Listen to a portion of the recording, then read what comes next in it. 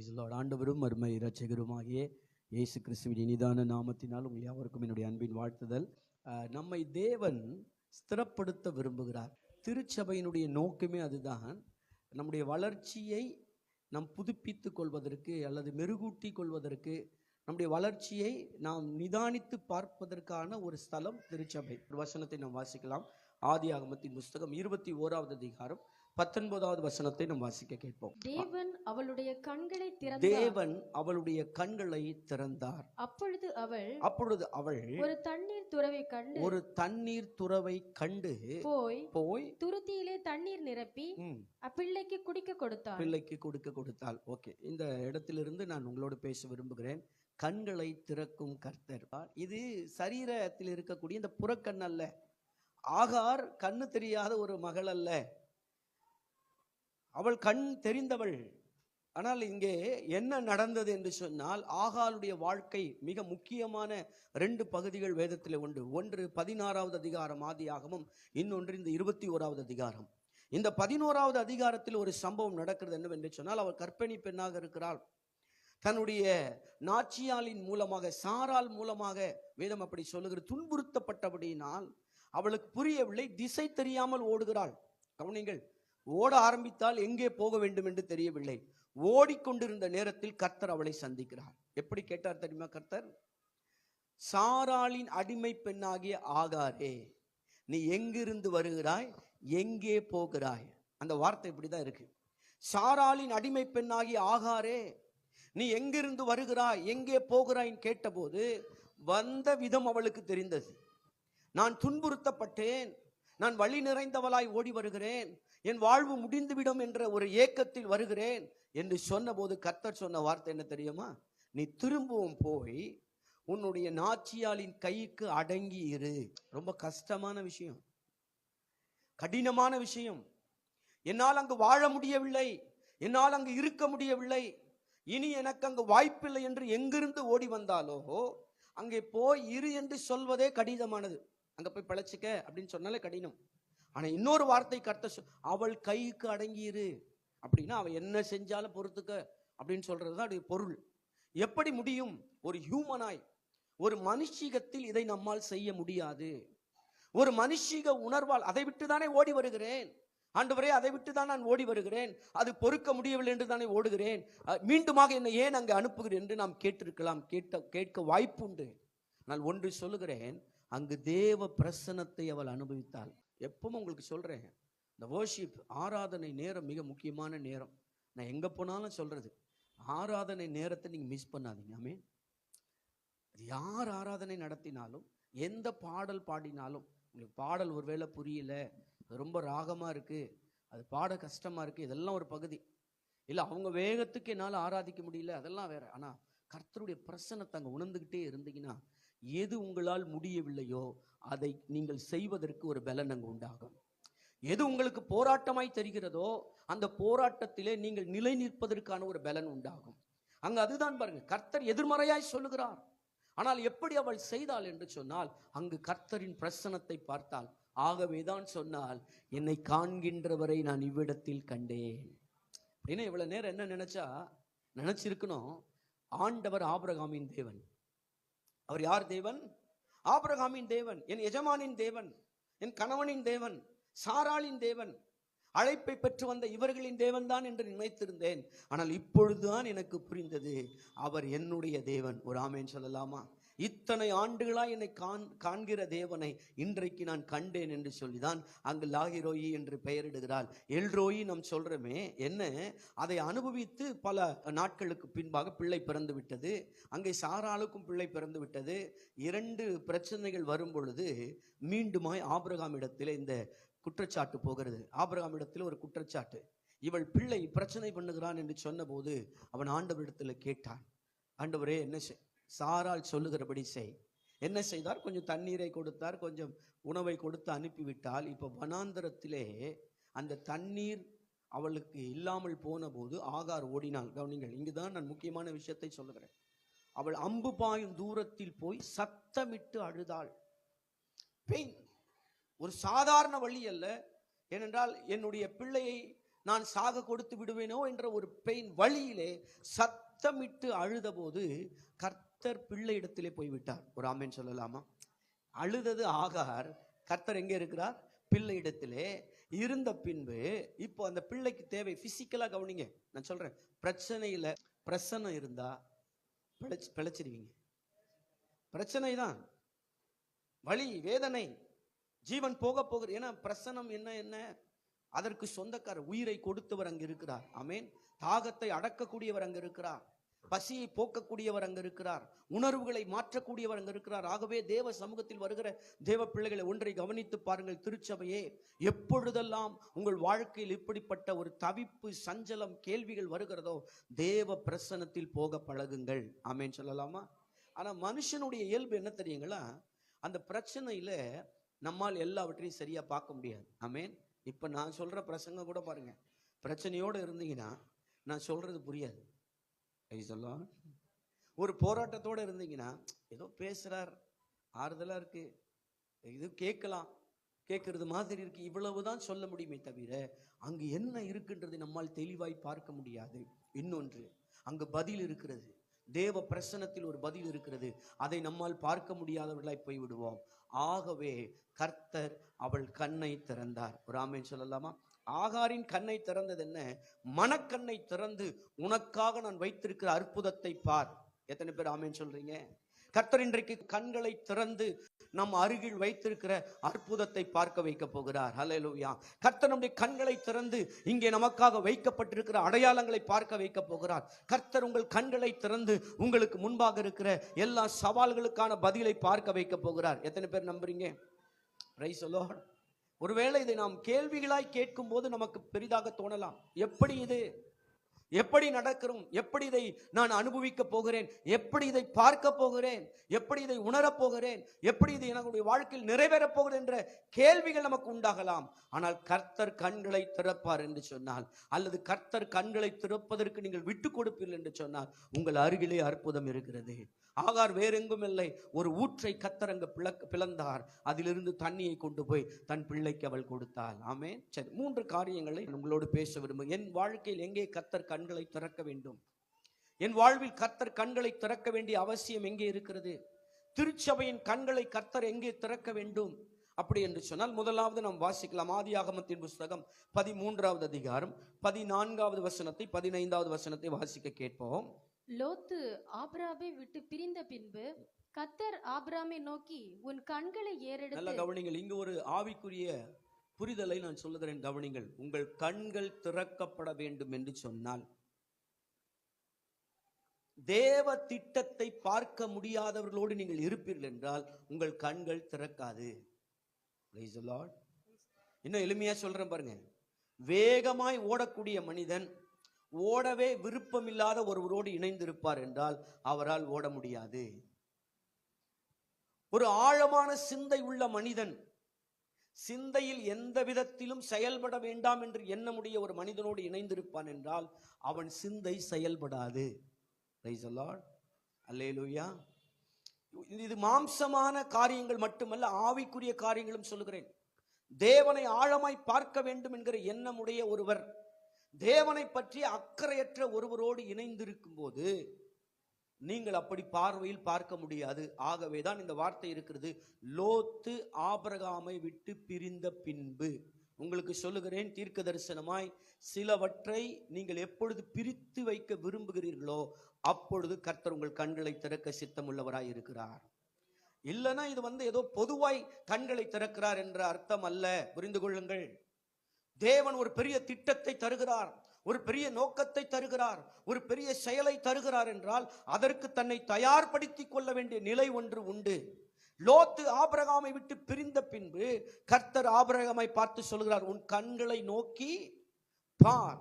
வாசிங்க. நீ இருக்கிற இடத்திலிருந்து நீ இருக்கிற இடத்திலிருந்து வடக்கேயும் வடக்கு, தெற்கேயும் தெற்கு, கிழக்கேயும் கிழக்கு, மேற்கேயும் நோக்கி பார். நீ பார்க்கிற இந்த பூமி, நீ பார்க்கிற இந்த பூமியை முழுவதையும் நான் உனக்கும் உனக்கு சந்ததிக்கும் என்றென்றைக்கும் இருக்கும்படி கொடுத்து உன் சந்ததியை, இது கவனிங்கள், இந்த வார்த்தை நீங்கள் அண்டர்லைன் பண்ணி வைத்துக் கொள்ளுங்கள். உன் சந்ததியை பூமியின் தூளை போல பெருக பண்ணுவேன். சந்ததியை பூமியின் தோலை போல பெருக பண்ணுவேன். ஒருவன் பூமியின் தூளை எண்ண கூடுமானால், ஒருவேளை ஒருவன் பூமியின் தூளை எண்ண கூடுமானால் உன் சந்ததியும் எண்ணப்படும் என்று சொல்லி நீ எழுந்து தேசத்தின் நீளமும் அகலமும் எம்மட்டும் நடந்து திரி, அதை நான் உனக்கு தருவேன். ஒரு ஆமென் சொல்லுங்களேன். இப்ப கவனிங்க, இது வந்து ஒரு பிசிக்கலா இப்ப சொல்ற கவனிங்க. ஆபிரகாமுக்கு பிள்ளை இல்லை. இந்த வார்த்தையை கர்த்தர் சொல்லும் போது ஆபிரகாமுக்கு குழந்தை இல்லை. இப்போ ஏன் லோத்து ஆபிரகாமை விட்டு பிரிய வேண்டும் என்று சொன்னால், கவனிங்கள், பெரிய தரிசனத்தை கர்த்தர் சொல்லுகிறார். என்ன சொல்லுகிறார்? பாரப்பா, நீ பார்ப்பதை தருவேன். அது கிழக்காக இருக்கட்டும், மேற்காக இருக்கட்டும், வடக்காய் இருக்கட்டும், தெற்காய் இருக்கட்டும், எவ்வளவு தூரம் நடக்கிறாயோ அவ்வளவு தூரம் உனக்கு எல்லையை தருவேன் சொன்ன போது, தரிசனம் இல்லாத ஒரு ஆள் இருந்து என்ன தெரியுமா சொல்லுவாங்க? உனக்கும் சாராளுக்கு எவ்வளவு தேவையோ அவ்வளவு நடந்துரு. சாராலும் நீயும் 2 பேர். இந்த 2 பேருக்கு போதுமான தூரம் நடந்து சுதந்திரித்துக் கொள். அல்லது அதை தாண்டி இத்தனை வயதுக்கு பின்பாக ஒரு பிள்ளை பிறக்கலாம். அந்த ஒரு பிள்ளையின் அளவுக்கு நீ நடந்து திரி. ஒரு சந்ததி அல்லது ஒரு தலைமுறை என்பது 35 ஆண்டுகள் என்று சொல்லுகிறார்கள். 35 இயர்ஸ். ஒரு 3 தலைமுறை என்று சொன்னாலும் அடுத்த ஒரு 100 ஆண்டுக்கு உன்னுடைய தலைமுறையின் அளவு பார்த்தால் சில அளவு போதும். 1 ஏக்கர் போதும், 2 ஏக்கர் போதும். நம்ம கணக்குல சொல்லணும்னா ஒரு 50 பேர் உன்னுடைய சந்ததியாய் வரப்போகிறார்கள். அந்த சந்ததிக்கு தேவையான இடத்திலே நடந்து திரிந்து கொள் என்று சொல்லி இருக்கலாம். ஆனால் கர்த்தர் ஒரு வார்த்தையை சொல்லுகிறார். அப்பா ஆபிரகாம், நீ எவ்வளவு தூரம் நடக்க வேண்டும் என்று சொன்னால், ஒருவராலும் எண்ணக்கூடாதபடி இருக்கிற அளவிலே உனக்கு சந்ததிகள் உருவாக ஆரம்பிக்கும். அவர்களுக்கு தேவையான எல்லைகளை நீ சுதந்திரித்து வைத்துக்கொள், நடந்து திரி என்று கர்த்தர் சொன்னார். அல்லேலூயா. இப்ப ஆபிரகாம் தனி மனிதன். கவனிங்கள், கர்த்தர் ஆபிரகாமின் கண்ணை திறந்தார். நான் இதை பயிற்சியாய் பார்த்திருக்கிறேன். நம்முடைய இந்த கண்ணுல வந்து நீங்க ஒரு விஷயத்தை பார்க்கணும்னா குறிப்பிட்ட அளவு பார்த்தேன். ஒரு 5 கிலோமீட்டர்ஸ், ஒரு 4 to 5 கிலோமீட்டர் தான் உங்களால பார்க்க முடியும். ஆனால் அப்படி பார்த்த பின்பு ஆபிரகாமை சொல்லுகிறேன், நீங்கள் வரலாறை படிப்பீர்கள். இன்றைக்கு இருக்கிற இஸ்ரவேல் தேசம் முழுவதும், அந்த எல்லை முழுவதும் ஆபிரகாம் நடந்து திரிந்த எல்லை. ஒரு ஆமென் சொல்லலாமா? எப்படி அவரால் நடக்க முடிந்தது? இந்த கண்களை வைத்தல்ல. அவன் மனக்கண்களை கர்த்தர் திறந்தார். அடுத்த 5 கிலோமீட்டர் போன உடனே அவருக்கு யோசனை, கர்த்தர் சொன்ன சந்ததி அளவு இது பத்தாது. அங்கிருந்து நடந்தார். இப்படி நடந்து 4 திசைகளிலும் நடந்து ஒரு தேசத்தை அந்த மனிதன் உருவாக்கினார் என்று சொன்னால் அது கர்த்தர் கண்களை திறந்ததினால் தான். ஒரு ஆமென் சொல்லலாமா? அல்லேலூயா சொல்லலாமா? ஃபர்ஸ்ட் பாயிண்ட், கர்த்தர் நமக்கு பண்ணின வாக்குத்தத்த இடத்தை பார்க்க நம்முடைய கண்கள் திறக்கப்பட வேண்டும். ஆமென் சொல்லலாமா? இது வெறும் நாட் ஓன்லி பிளேஸ். கர்த்தர் உங்களுக்கு பண்ண ப்ராமிஸ், கர்த்தர் உங்களுக்கு கொடுத்திருக்கிற வாக்குத்தத்தம். நான் சொல்ற புதிய ஏற்பாட்டிலே பெரிய வாக்குத்தத்தம், நித்திய ஜீவனை அளிப்பது கர்த்தர் நமக்கு கொடுத்திருக்கிற வாக்குத்தத்தம். பழைய உடன்படிக்கையில எத்தனை வாக்குத்தத்தங்கள், வேதம் முழுவதுமே வாக்குத்தத்தங்கள். இந்த வாக்குத்தத்தத்தை பார்ப்பதற்கு உங்கள் கண்கள் திறக்கப்பட வேண்டும். இல்லை என்றால் வெறும் புத்தகமாக தான் இது இருக்கும். வேதத்தை சுமந்து வருகிறோம், வேதத்தை படிக்கிறோம், வேதத்தை நேசிக்கிறோம், நல்லது. ஆனால் வேதத்தில் சொல்லப்பட்ட வாக்குத்தத்தத்தை பார்க்கிற பார்வைக்கு நம்முடைய கண்கள் திறக்கப்பட வேண்டும். அப்படி திறக்கப்பட வேண்டும் என்றால் சிலதை நாம் பிரித்து இதை படிக்க பழக வேண்டும். ஆமென். வேதத்தை நான் சொல்றேன் பாருங்கள், வேதத்தை நேசிப்பது என்பது ஒரு பகுதி, வேதத்தை வாசிப்பது என்பது ஒரு பகுதி. தேவன் கண்களை திறந்து பார்க்க வைக்கிற ஒரு பார்வை இருக்கிறது, அது ஒரு பகுதி. ஹல்லேலூயா. சபையினுடைய வளர்ச்சி அங்குதான் இருக்கிறது. ஒரு தேவ மனிதனின் வளர்ச்சி அங்குதான் இருக்கிறது. ஒரு தேவ பிள்ளையின் வளர்ச்சி அதுதான் இருக்கிறது. ஒரு மனிதனுக்குள் இருக்கிற எழுச்சி, அவன் எப்பொழுது எழுந்து செயல்பட ஆரம்பிக்கிறான்? கண் திறக்கப்பட்டவனால் மட்டும்தான். இந்த வார்த்தையை நம்பி எப்படி ஆபிரகாம் புறப்பட்டு போனான்? எபிரேய புஸ்தகத்திலே சொல்லப்பட்ட வார்த்தைகள், ஒரு அடி இடம் கூட இல்லை கானான் தேசத்திலே. அடுத்தது, கானான் ஒரு சபிக்கப்பட்ட பூமி, எந்த விதமான நன்மை இல்லாத ஒரு பூமி. ஆபிரகாமின் காலத்தில் அது பஞ்ச தேசம். ஆனால் இன்றைக்கு வரைக்கும் அது பாலும் தேனும் ஓடுகிற தேசம். இன்றைக்கும் இஸ்ரவேல் ஒரு ஆசீர்வதிக்கப்பட்ட பூமியாய் இருப்பதின் காரணம் என்ன? தன் கண்களை திறந்து கர்த்தர் கொடுத்த அந்த வாக்குத்தத்தத்தில் அவர் பயணித்தார். எனக்கு ஆண்டவர் சொன்னது என்ன? சபைக்கு கர்த்தர் சொன்னது என்ன? திருச்சபைக்கு கர்த்தர் சொன்ன வாக்குத்தத்தங்கள், சபையின் மேல் சொல்லப்பட்ட வார்த்தைகள், தேவ பிள்ளைகள் மேல் சொல்லப்பட்ட வார்த்தைகள். இங்கே சொல்லுகிறேன், ஆயிரமான வார்த்தைகளை கர்த்தர் தமது தாசர்கள் மூலமாய் பேசியிருக்கிறார். வேதத்தை வாசிக்கும் போது பேசியிருக்கிறார். பல நிலைகளில் நம் மேலே வந்திருக்கிறது. ஆனால் ஏன் அடைய முடியவில்லை? கண் திறந்து அதை பார்த்து அதில் பயணிக்க முடியவில்லை. இன்றைக்கு கர்த்தருடைய சமூகத்தில் கேட்க போகிறோம், எனக்கு நீர் பண்ணின வாக்குத்தத்தத்தை பார்க்க என் கண்களை திறந்தருளும் ஆண்டவரே. எனக்கு வைத்திருக்கிற வாக்குத்தத்தத்தை பார்ப்பதற்கு என் கண்களை திறந்தருளும். இந்த புறக்கண்ணில் அல்ல, கற்பனை கண்களில் அல்ல, என் மனக்கண்களை திறந்து பார்க்க நான் விரும்புகிறேன் ஆண்டவரே. ஒரு அல்லேலூயா சொல்லலாமா? ஆபிரகாமுக்கு எத்தனை சவால்கள் வந்தது, எத்தனை விதமான கேள்விகள் வந்தது. ஆனால் அந்த கேள்வியில் அவர் தோய்ந்து போகாமல் போனதின் காரணம் என்னவென்றால், என் ஆண்டவர் எனக்கு பார்க்க ஒரு பார்வையை தந்திருக்கிறார். என் ஆண்டவர் எனக்கு ஒரு பார்வையை தந்திருக்கிறார். அந்த பார்வையின்படி நான் நடக்கிறேன். இன்றைக்கு சொல்லுகிறேன், கர்த்தர் உங்களுக்கு கொடுத்த வார்த்தைகள் உங்கள் மேல் நிறைவேறுவதற்கு அது போதுமானதாக இருக்கிறது. அதை பார்க்கிற பார்வை நமக்கு தேவை. ஒரு ஆமேன் சொல்லலாமா? நான் இன்றைக்கு சொல்றேன், கவனிங்கள். தேவ பிரசன்னம், அந்த தேவ பிரசன்னத்திலே தேவன் நம்மை பிரித்தெடுக்க விரும்புகிறார். சர்வ வல்லமையுள்ள தேவன் இறங்கி வருவார் என்றால் அந்த பரிசுத்தம் இங்கே இறங்கும். ஆமென். அந்த மகிமை இங்கே இறங்கும். அதனால் தான் ஆராதனை மிக மிக முக்கியமானது. அது கனத்துக்குரியது, அது கவனத்துக்குரியது. அதை மதிக்க வேண்டும். தேவ பிரசன்னத்தை மதிக்க வேண்டும். கண் திறக்கப்படவில்லை என்றால் அது நமக்கு விளங்காது. அல்லேலூயா. கண் திறக்கப்படவென்றால் அது நமக்கு புரியாது. அப்ப எனக்கு கர்த்தர் பண்ணின வாக்குகள், வார்த்தைகள், எத்தனை வார்த்தைகளை பேசினார். இன்றைக்கு போய் யோசித்து பாருங்கள். ஆண்டவரே, அதை நான் பார்க்க வேண்டும் அப்பா, என் கண்களை திறந்தருளும். அவர் திறக்க தயாராக இருக்கிறார்.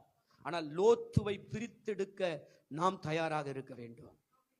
ஆபிரகாம் எப்படிப்பட்ட சான்ஸ் கொடுத்தாரு தெரியுங்களா?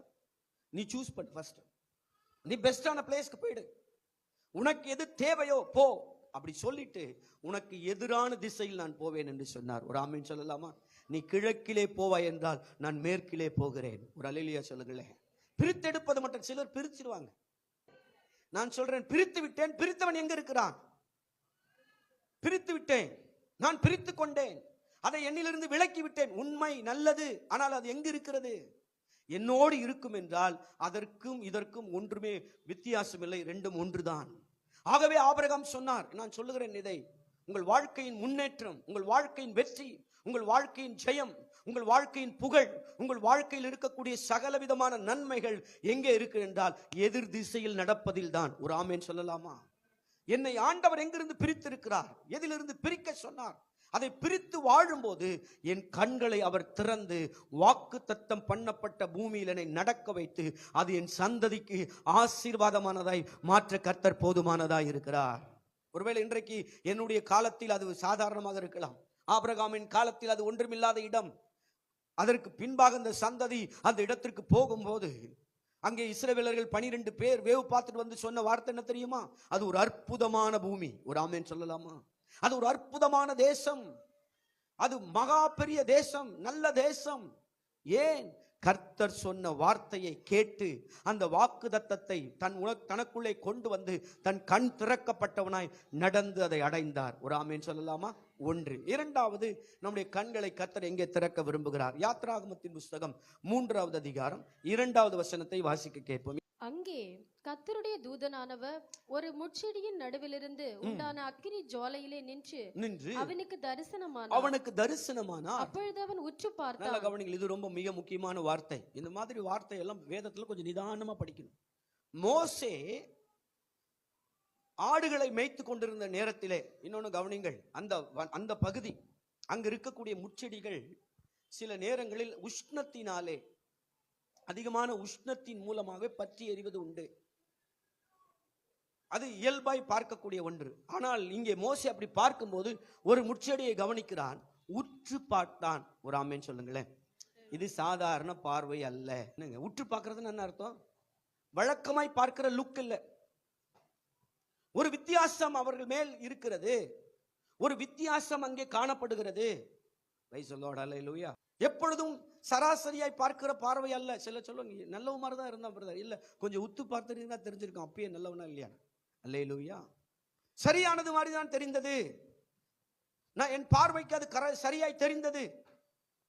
ஆனால் பிரச்சனை, ஆனா இங்க பாருங்கள், உற்று பார்க்கிறான். பார்த்த பின்பு செடி அக்னியால் ஜுவாலித்து எரிந்தும் அது வெந்து போகாமல். இப்ப நல்லா கவனிங்க, இதுதான் ரொம்ப முக்கியம். உற்று பார்வை என்னன்னா, அந்த உஷ்ணத்தில் அந்த நெருப்பு எரிந்து கொண்டிருக்கிறது. அது ஒரு நிறம் உண்டு, நெருப்பின் நிறம் உண்டு. கரெக்டா?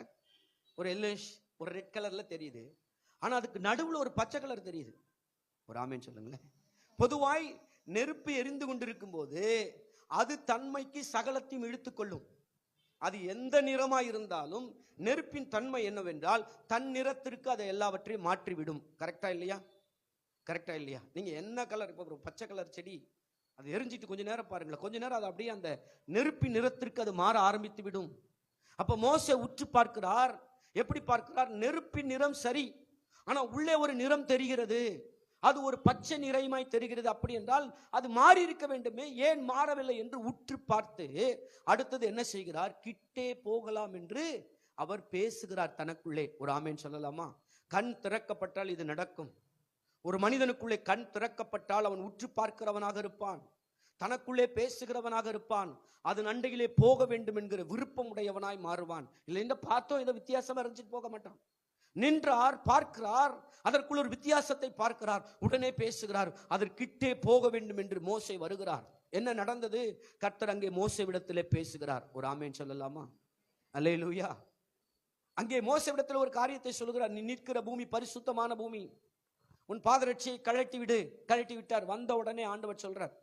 அங்க இன்னொரு வார்த்தை இருக்கு, நீங்க வாசிங்க, அடுத்த வசனத்தை வாசிங்க. அப்பொழுது மோசே, இந்த முச்செடிக்கு போகாது இருக்கிறது என்ன? நான் கிட்ட போய் இந்த அற்புத காட்சியை பார்ப்பேன் என்றான். அவன் பார்க்கபடி கிட்ட வருகிறதை கர்த்தர் கண்டு முச்செடியின் நடுவிலிருந்து தேவன் அவனை நோக்கி மோசே மோசே என்று கூப்பிட்டார். என்ன கூப்பிட்டார்?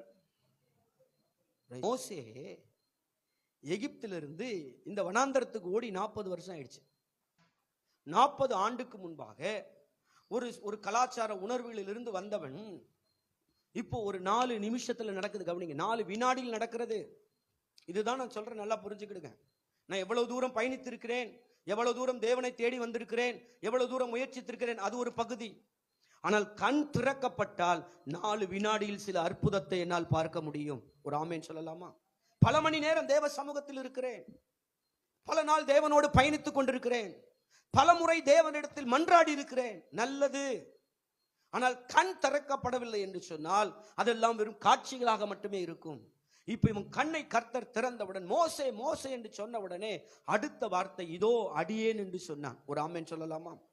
கண் திறந்த அவங்களை கூப்பிடுறது யாருன்னு தெரியுங்க. கண்கள் திறந்தால் கர்த்தர் யார் என்று தெரியும். ஆமேன்.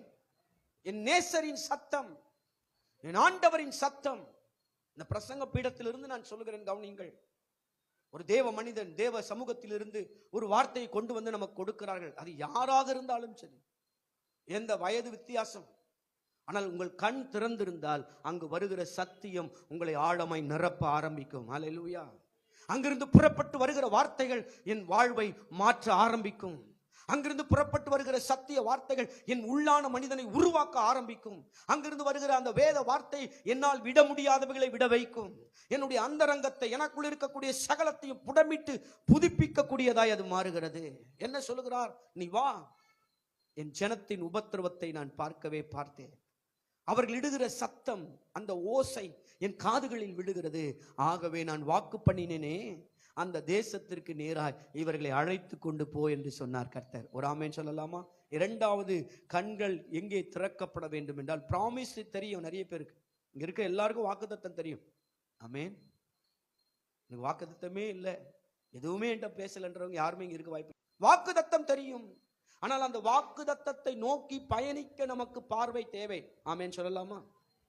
அல்லேலூயா. அப்படி உங்களுக்கு கர்த்தர் பண்ணின வாக்குத்தத்தத்தை நோக்கி இன்றைக்கு பயணிக்க என் கண்களை திறந்தருளும் ஆண்டவரே. மோசேயின் கண்களை திறந்தவர் இன்றைக்கு என்னுடைய கண்களை திறந்து எதெல்லாம் கர்த்தர் உங்களுக்கு பிராமிஸ் பண்ணாரோ, நான் சொல்றேன், பிள்ளைகளை கூப்பிட்டு அவங்களை வச்சு சொல்லுங்க, கர்த்தர் என் பிள்ளைகள் மேல் சொன்ன வார்த்தைகளை நோக்கி அவர்களை பயணம் பண்ண என் கண்களை திறந்தருளும் ஆண்டவரே. என் குடும்பத்தை குறித்து கர்த்தர் பேசின வாக்குத்தத்தங்கள், அதிலே பயணிப்பதற்கு எங்கள் கண்களை திறந்தருளும் ஆண்டவரே. எங்கள் திருச்சபையை குறித்து, திருச்சபைக்குன்னு ஒரு இலக்கு இருக்கு. எத்தனை பேர் ஆமேன்னு சொல்றீங்க? ஒரு கோல் இருக்கு, இருக்கா இல்லையா? ஒரு நோக்கம் இருக்கு. இருக்கா இல்லையா? Praise the Lord. அந்த நோக்கத்தை நோக்கி நான் பயணிக்க வேண்டும் என்று சொன்னால் என் கண்கள் திறக்கப்பட வேண்டும். நோக்கம் தெரிகிறது, எல்லாருக்கும் நோக்கம் தெரியும். இந்த வருஷத்துல புதுசா சில ஆத்துமாக்கள் வர வேண்டும் தெரியுது. சிலர் கர்த்தருடைய அந்த உடன்படிக்கைக்குள்ளே ஞானஸ்தானத்துக்குள்ளே போக வேண்டும் தெரிகிறது. ஆவியானவரால் நிரப்பப்பட்டு அபிஷேகம் பண்ணப்பட வேண்டும் தெரிகிறது. ஊழியத்திற்கென்று ஆட்கள் எழும்ப வேண்டும் தெரிகிறது. Praise the Lord. ஊழியத்தை கட்டுவதற்கு பொருளாதாரம் தேவை தெரிகிறது, எல்லாம் தெரிகிறது. ஆனால் அதிலே பயணிக்கிறோமா? ஏன் பயணிக்க முடியவில்லை? கண் அங்கே திறக்கப்படவில்லை. ஆமென். இன்னைக்கு கேட்க போற ஆண்டவரே, என் கண்களை அப்படி திறந்தருளும் அப்பா. Praise the Lord. மூன்றாவதாக லூக்கா புஸ்தகம் 24வது அதிகாரம் 31வது வசனத்தை நாம் வாசிக்கலாம். அப்பொழுது அவர்களுடைய கண்கள் திறக்கப்பட்டு அவருடைய கண்கள் திறக்கப்பட்டு அவரை அறிந்தார்கள். உடனே அவர் அவர்களுக்கு மறைந்து போனார். உடனே அவர் அவர்களுக்கு மறைந்து என்ன நடந்தது? இங்கே 16வது வசனத்திலிருந்து நீங்கள் 31வது வசனம் வரைக்கும் வாசிப்பீர்கள் என்று சொன்னால், எம்மாவரை நோக்கி போகிற சீஷர்களோடு ஆண்டவர் பேசிக்கொண்டு வருகிறார். என்ன கேட்கிறார்? ஏன் சோகமா இருக்கீங்க, என்ன ஒரு மாதிரி இருக்கீங்க அப்படின்னு கேட்ட உடனே அவங்க சொன்ன என்ன பதில் தெரியுங்களா? இயேசுவுக்கு இயேசுவை பற்றி சொல்லுகிறார்கள். அல்லேலூயா. என்னது? உயிர்த்தெழுந்த இயேசுவுக்கு அவரை பற்றி நீர் யார், உமக்கு தெரியாதா? நீ அந்நியரா? இங்க நடந்தது தெரியாதா? சில நாட்களுக்கு முன்பாக நடந்தது தெரியாதா? இப்படி ஒரு சம்பவம் நடந்ததுன்னு இயேசுக்கு சொல்லிட்டு வராங்க. அப்போ உடனே இயேசு அவர்களுக்கு பேசுறார். என்ன பேசுறார்? தீர்க்க தரிசனங்கள் மூலமாய் சொல்லப்பட்டதை நீங்கள் கவனிக்கலையா? இப்படியெல்லாம் சொல்லப்பட்டிருக்கே, இப்படிலாம் நடந்த வேண்டும் சொல்லியிருக்கே, இப்படியெல்லாம் சொல்லி அவர் கடைசியில் என்ன பண்ணிட்டாங்க? பொழுது போகுது.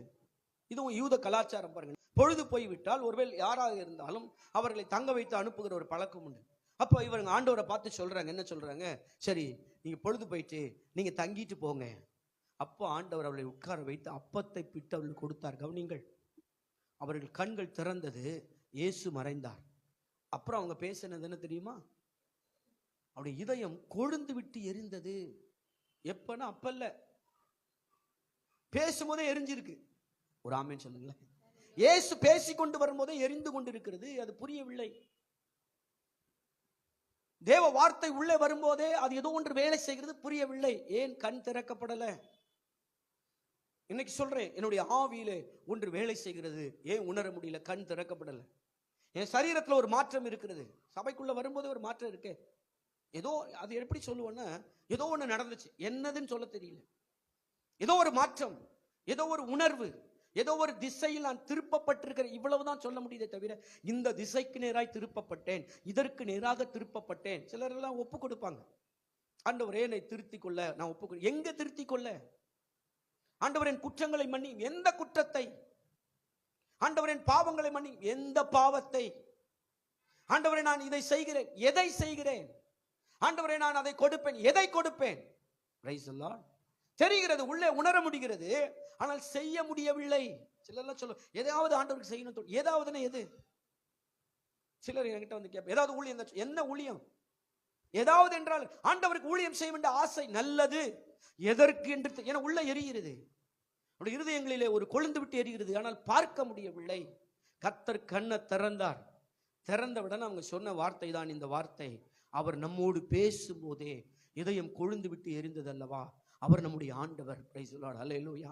அவர் நம்முடைய நேசர். மூன்றாவது பகுதியை சொல்லுகிறேன். வாக்கு பண்ணின இவர்கள் வாக்குதத்தத்தை பெற்றவர்கள் அந்த நிலையை தாண்டி, வாக்குதத்த வழியை நிலையை தாண்டி வாக்குதத்த பூமிக்குள் இருந்தவர்கள். ஒரு ஆமென் சொல்லலாமா? இந்த மூன்றாவது இடம் ரொம்ப முக்கியமானது. நான் சொல்லுகிறேன், இது ரொம்ப அவசியமானது. தேவ பிள்ளைகளே, திருச்சபையே தமது சொந்த இரத்தத்தை சிந்தி, அந்த இரத்தத்தின் மூலமாய் திருச்சபையை உருவாக்கி, அப்போஸ்தலர்களை உருவாக்கி, இன்னைக்கு சபை வரலாறு நமக்கு ரொம்ப முக்கியம். பாருங்க, சர்ச்சில் வந்து நம்ம மைக் இருக்கு, இப்போ நடத்த ஊழியர் இருக்கிறா, சேர் இருக்கு, பாடுறதுக்கு ஆள் இருக்காங்க, இதெல்லாம் சபை வளர்ச்சியை நாம் புரிந்து கொள்ள வேண்டும். சபை உருவாகின இடம் புரிந்து கொள்ள வேண்டும். நமக்கு ஒரு கொஞ்சம் தாண்டிட்டாலே பொறுக்க முடியல. அல்லேலூயா. கொஞ்சம் நேரம் பிந்திட்டாலே என்ன சொல்லுவோம்? பிரைஸ் தி லார்ட், ஸ்தோத்திர பாஸ்டர் சொல்லுவோம். ஆனால் 10 நாட்கள் ஆதி திருச்சபையின் வளர்ச்சி வரலாற்று நிலை. ஆண்டவர் சொல்றார், பிதாவின் வாக்குதத்தம் நிறைவேறுவரும் காத்திருங்கள். 10 days ஒரே இடத்தில் 10 நாட்கள் காத்திருந்து பரிசுத்த ஆவியின் அபிஷேகத்தை பெற்ற பின்பு பேதுரு அங்குதான் எழுந்து பேசுகிறார். முதல் சபை உருவாகிறது. அதற்கு பின்பாக சபையினுடைய இரத்த சாட்சிகள், சபையின் உருவாக்கம், எத்தனை அவமானங்கள், நிந்தைகள், எத்தனை கேள்விகள், எத்தனை ரத்தங்கள் சிந்தப்பட்டது. அதற்கு பின்பாக தேசம் முழுவதும் இது புறப்பட கிறிஸ்தவர்கள் ஆதி திருச்சபையில எழுந்த பின்பு 1ஆம் நூற்றாண்டிலே நீங்கள் எபிரேய புஸ்தகம் 11வது அதிகாரத்தை வாசிச்சு பாருங்க. விசுவாச வீரர்கள் பட்டியலுடைய கடைசி பகுதிகளே அவங்க எப்படியெல்லாம் துன்புறுத்தப்பட்டார்கள். வாளினால் அறுக்கப்பட்டார்கள், மிருகத்தின் தோலை போர்த்தி கொண்டு ஓடினார்கள், கொலை செய்யப்பட்டார்கள், தீ கொளுத்தப்பட்டார்கள். இப்படிப்பட்ட நிலைகளில் நின்று இன்றைக்கு வரைக்கும் பல பரிசுத்தவான்கள் ஆங்காங்கே போய், நான் சொல்ல சென்னையில இப்படி ஒரு ஊழியம் நடக்குதுன்னா நமக்கு முன்பாக ஒரு பரிசுத்தவான் இங்க வந்திருக்கிறார். எத்தனை மிஷினரிகள் வந்திருக்கிறார்கள், தங்களுடைய சுகபோகங்களை விட்டு வந்திருக்கிறார்கள், எத்தனை தியாகங்களை செய்து. ஊழியக்காரன் நீங்க கேட்டா தெரியும், அவங்க சும்மாலாம் வந்து இங்க ஊழியம் நடத்தல பாருங்க. அவர்கள் கடந்து வந்த பாதை, அவர்கள் கடந்து வந்த சூழ்நிலை, இவைகளுக்கு பின்பு இந்த பூமிக்குள்ளே வந்து, சபைக்குள்ளே வந்து நம்மால் திருப்தியா இருக்க முடியவில்லை என்றால் நம்முடைய கண்கள் இன்னும் திறக்கப்படவில்லை என்ற அர்த்தம். இவ்வளவு பெரிய தியாகத்தை செய்து கர்த்தர், நான் சொல்ல, நீங்க உள்ள நுழையும் போதே, இந்த கேட்டுக்குள்ள வரும்போதே அதை நீங்கள் உணர ஆரம்பிக்க வேண்டும். அந்த திருப்தியை உணர ஆரம்பிக்க வேண்டும். இவ்வளவு பெரிய மகா பெரிய ஸ்தலத்துக்குள்ளே வந்திருக்கிறேன். நான் பல இடத்துல போயிருக்கிறேன், பல ஸ்தலங்களை பார்த்திருக்கிறேன். புண்ணிய பூமிகள் என்று சொல்லப்படுகிற இஸ்ரேலே போயிருக்க நான் சொல்றேன். பல இடங்கள் உண்டு. ஆனால் தேவ பிரசன்னத்தை போல ஒரு இடம் பூமியில் கிடையவே கிடையாது. இவ்வளவு பெரிய பெரிய மாளிகைகள், பெரிய பெரிய அரண்மனைகள், நம்முடைய தேசத்திலே கட்டப்பட்ட பெரிய பெரிய அரண்மனைகள், அங்கெல்லாம் ஒன்றும் இல்லை. அதை ரசிக்கலாம், அதை பார்ப்பதற்கு அழகாக தெரியும், அவ்வளவுதான். ஆனால் அனுபவிக்கக்கூடிய ஒரே ஒரு இடம் தேவ பிரசன்னம் நிறைந்த இடம். ஆனா அந்த இடத்துல வந்து நான் சோகமா இருக்கிறேன்னா, அந்த இடத்துல வந்து நான் வலியோடு இருக்கிறேன்னு சொன்னா, அந்த இடத்துல வந்து நான் பொறுத்துக்கிட்டு இருக்கிறேன்னு சொன்னா, தேவ சமூகம் பொறுத்து கொண்டிருக்கிற இடம் அல்ல, சகித்து கொண்டிருக்கிற இடம் அல்ல, நேரத்தை கடத்துகிற இடமும் அல்ல, அது திருப்தியை உண்டு பண்ணுகிற இடம். ஆகவே எனக்கு வாக்கு பண்ணின ஸ்தலத்துக்குள்ளே நான் வந்திருக்கிறேனே. நம்ம வீடு கூட நான் சொல்றேன், கவனிங்கள். உங்கள் வீடு தேவனால் வாக்கு பண்ணப்பட்ட ஒரு ஸ்தலம். ஆமென். உங்க வாழ்வு தேவனால் வாக்கு பண்ணப்பட்ட ஒரு ஸ்தலம். நம்முடைய திருச்சபை தேவனால் வாக்கு பண்ணப்பட்ட ஒரு ஸ்தலம். நம்முடைய திருச்சபை குடும்பம், இங்க பார்த்த எல்லாரையும் பார்த்தா சந்தோஷம் வரணும். இவங்க ரொம்ப டேஞ்சரா, நான் சொல்ல, அது எப்படி வேணா இருக்கட்டும், தேவ சமூகத்தில், அதான் சொன்ன பிறகு முதல் பகுதி, முடியாதவைகளை, விட முடியாதவைகளை, ஏற்றுக்கொள்ள முடியாதவைகளை, சகிக்க முடியாத, பொறுக்க முடியாததை தேவ பிரசன்னத்தில் வந்தால் அது மாற ஆரம்பிக்கும். ஆமென். அப்ப கர்த்தர் இதை செய்கிறார். ஏன் நம்முடைய வாக்குதத்த வாழ்க்கை நம்மால் வாழ முடியலன்னா, ஏன் அவங்களால முடியல? ஃபர்ஸ்ட் என்ன தெரியுங்களா? அவர்களுக்குள்ள ஒரு துக்க உணர்வு இருந்துச்சு. என்ன உணர்வு? எப்ப பார்த்தாலும் ஒரு துக்க உணர்வு. பிரைஸ் லார்ட் சொல்லும் போது கூட துக்கத்தோட தான் சொல்லுவோம். பிரைஸ் லார்ட் பிரதர், நல்லா இருக்கீங்களா? கேட்கறது எப்படிதான், சாப்பிட்டீங்களா, சர்ச்சுக்கு வாங்க, சர்ச் முடிஞ்சிடுச்சா, போலாமா, இதுக்கு மேல பேச்சே வராது பாருங்க. எல்லா இடத்துலயும் அப்படி இருந்தா பாருங்க. சர்ச்சை தாண்ட உடனே அந்த டோனே வேற பாருங்க. கடைக்கு போலியா, சீக்கிரம் போங்க, அப்பதான் கரெக்டா வாங்க முடியும். Praise lord. வாலிபர்கள் கூட நான் பார்ப்பேன், சர்ச்சுக்குள்ள அவன் பார்த்தீங்கன்னா கையை காலெல்லாம் கட்டி போட்ட மாதிரி இருக்கான், ரொம்ப துக்கத்தின் உச்சக்கட்டம். ஆனா அப்படி வெளியில தாண்டின உடனே சுதந்திர பறவை மாதிரி மாறுறான். ஏன்னா எங்கேயோ ஒரு துக்க உணர்வு. எங்கெல்லாம் உங்களுக்கு துக்க உணர்வு இருக்கிறதோ உங்கள் கண்கள் அங்கு திறக்கப்படாமல் தடுமாறும். அல்லேலூயா. துக்கமா இருக்கிறவங்களை வேலை செய்ய சொல்லுங்களேன். எப்படி செய்வாங்க? தாகம் அடைச்சிக்கிச்சு, இன்னும் ஒரு நிமிஷம் தண்ணி கொடுக்கல, எனக்கு அடக்க ஆராதனை, தண்ணி அந்த துக்கமான சொல்லுங்க, போறேன். நமக்கு நம்ம சொல்லுவோம், வேண்டாம் நான் போயிடுறேன். துக்கமா இருக்கிற ஆளை ஏதாவது ஒண்ணு செய்ய சொல்லுங்க, நமக்கு வெறுப்பு வரும். அவங்க என்ன சொல்லுவாங்களா, நான் எப்பவும் செய்யற மாதிரி தான் நான் செய்யறேன், நான் எப்பவும் பண்றது போல தானே பண்றேன், அவங்க சொல்ற வார்த்தை. ஆனா நமக்கு தெரியும் பாருங்க, இல்ல அவனுக்குள்ள ஒரு துக்கம். அதே ஆள ரொம்ப ஹாப்பி ஆயிட்டான்னு பாருங்க, தண்ணி கேட்டா அவன் வாயை திறந்து ஊத்திடுவான். எங்க இருந்து எடுத்துட்டு வருவான்னு தெரியாது பாருங்க. ஆனா துக்கமா இருக்கிட்ட ஆள்கிட்ட நீங்க மேப் போட்டு, ரூட்டு போட்டு எல்லாம் கொடுத்தா கூட, வேற யாராவது இருக்காங்களா, அனுப்பி விடுங்களேன், இவ்வளவு விளக்கமா சொன்னா கூட முடியாது பாருங்க. ஒன்று. இரண்டாவது, தெளிவற்ற ஒரு நிலை. நான் சொல்ற தெளிவு இல்லைன்னா நீங்க உங்களுக்கு கொடுத்த வாழ்க்கையை நீங்க சந்தோஷமா பார்க்க முடியும். அல்லேலூயா. ஒரு தெளிவு வேணும். என்னுடைய அளவு எனக்கு தெரியும். எத்தனை பேர் ஆமேன்னு சொல்றீங்க? என் குடும்பத்தின் அளவு எனக்கு தெரியும். அல்லேலூயா. கண்ணை திறந்து பாருங்க. எனக்கு தேவன் தந்த குடும்பம் அற்புதமானது. எனக்கு தேவன் தந்த குடும்பம் அற்புதமானது. எனக்கு கர்த்தர் கொடுத்த இடம், எனக்கு கர்த்தர் கொடுத்திருக்கிற வீடு, எனக்கு கர்த்தர் கொடுத்திருக்கிற வேலை, எனக்கு கர்த்தர் கொடுத்திருக்கிற சபை, அல்லேலூயா, கர்த்தர் கொடுத்திருக்கிற ஊழியம், ஊழியர்கள். நான் சொல்லி இதை விட பெரிய பிரசங்கத்தை நீங்க எங்க கேட்டாலும் இது என்னுடைய சபை. ஆமேன்னு சொல்லுங்களேன். ஆனா போதகர் அவர் மெய்ப்பர், அவர்களோடு இருந்து வருகிற வார்த்தை நேரத்தில் ஒரு அற்புதமான உணர்வை தர்றாங்கன்னா நல்லா புரிஞ்சு. அதில் எனக்கு ஒரு திருப்தி வர வேண்டும். வரலைன்னா தெளிவில்லைன்னு அர்த்தம். எங்கேயோ தெளிவில்லாம இருக்கிறோம். அதனாலதான் கண் திறக்கப்படவில்லை. 2. 3வது ஆயத்தம் இல்லாத நிலை, ப்ரிப்பரேஷன். நான் சொல்றேன், எப்பமோ நீங்க சபைக்கு வர்றதுக்கு முன்னாடி கொஞ்சம் ஆயத்தமா வந்து பாருங்களேன். என்ன ஆயத்தம்? வாட்டர் பாட்டில் எடுத்துடணும், அப்புறம் பசங்களை கொண்டு வந்தா பிஸ்கெட் ஸ்நாக்ஸ் எடுத்துடணும், அப்புறம் போகும்போது என்ன வாங்கணுமோ அதுக்கான பொருளாதாரத்தை எடுத்துக்கணும். இதெல்லாம் ஓகே, இதெல்லாம் ஒரு வகையான ஆயத்தம். நான் தேவனை சந்திக்க போகிறேன், தேவ பிரசனத்தை சந்திக்க போகிறேன். வீட்டுக்குள்ளேயே சுத்திகரிச்சுட்டு வந்து பாருங்களேன். வீட்டில் ஒரு 10 நிமிஷம், ஆண்டவரே ஒருவேளை எனக்குள்ளே ஏதாவது அசுசிகள் இருக்கும் என்றால், மாசுகள் இருக்கும் என்றால் என்னை கழுவி அருளும் அப்பா. உங்க சன்னிதானத்துக்குள்ளே நான் வரேன். ஒருவேளை என் பிள்ளைகள், என் கணவன், மனைவி எல்லாருமே நாங்க போறோம், ஆண்டவரே எங்களை குடும்பமா சுத்திகரிங்க ஆண்டவரே. உங்க சமூகத்துல நான் மீறுதலோடு இருக்கக்கூடாதப்பா. நம்முடைய வாழ்க்கையில் மீறுதல் வரலாம், வருவதற்கு வாய்ப்பு உண்டு. மீறுதலோடு வாழக்கூடாது. நான் சுத்திகரிக்கப்பட்ட நிலையோடு, அப்புறம் ஒரு பெரிய தேடுதலோடு, ஏக்கத்தோடு. ஆரம்ப ஜபத்துல நான் நிக்கணும்னு எத்தனை பேருக்கு ஆசை இருக்கு? அல்லேலூயா. இன்னும் ஆரம்ப ஜபம் கூட இல்ல, தேவன் அசைவாடுகிற நேரம், சபை ஆராதனை நேரம் இருக்குல்ல, வர்ஷிப், பிரசங்கம், இதெல்லாம் சொல்லி இதுக்கெல்லாம் ஒரு ஆவரேஜ் அளவு நான் தருவேன். எப்ப தெரியுங்களா நான் சொல்றேன்? அது மாதிரி தெரியல.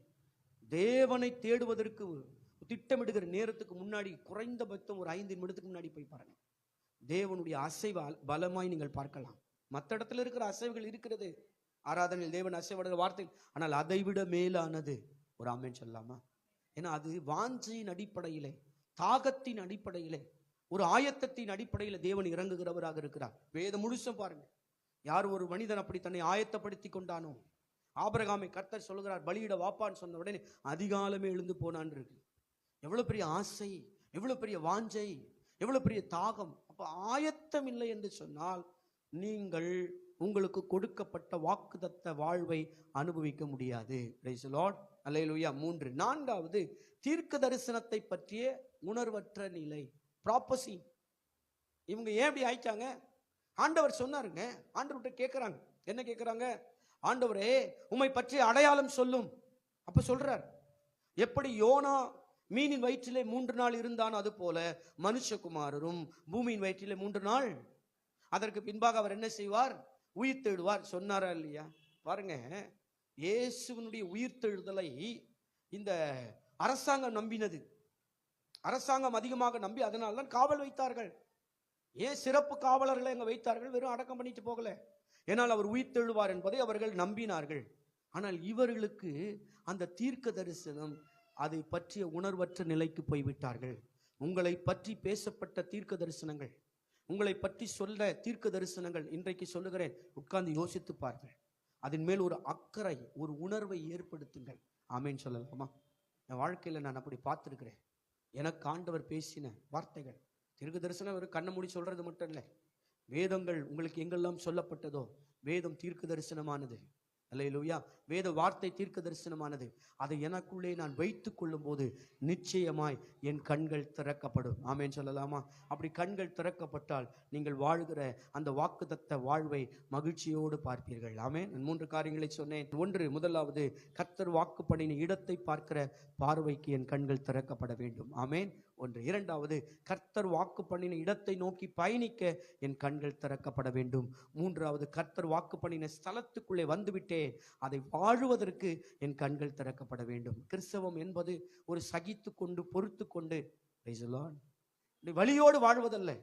அதெல்லாம் ஒரு கேரக்டர்ஸ்ல நாம் பொறுமையோடு இருக்க வேண்டும், சகிப்புத்தன்மையோடு இருக்க வேண்டும். ஆனால் ஏதோ நாம் வாழ்ந்து காலத்தை கடப்பதற்காக அல்ல, திருப்தியோடு வாழ்வதற்கு கர்த்தர் என்னை ஏற்படுத்தினார். மகிழ்ச்சியோடு வாழ்வதற்கு கர்த்தர் என்னை ஏற்படுத்தினார். பிறருக்கு பிரயோஜனமுள்ளவனாக இருப்பதற்கு கர்த்தர் என்னை ஏற்படுத்தினார். எனக்குள்ளிருந்து ஊற்றுக்கள் புறப்படுவதற்கு கர்த்தர் என்னை ஏற்படுத்தினார். ஒரு ஆமேன் சொல்லலாமா?